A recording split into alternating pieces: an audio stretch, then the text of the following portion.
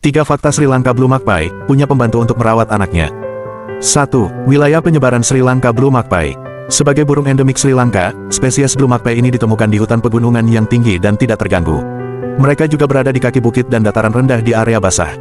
Sri Lanka Blue Magpie berada di ketinggian 150-2,150 meter dan jarang terlihat di habitat yang sering didatangi manusia seperti perkebunan.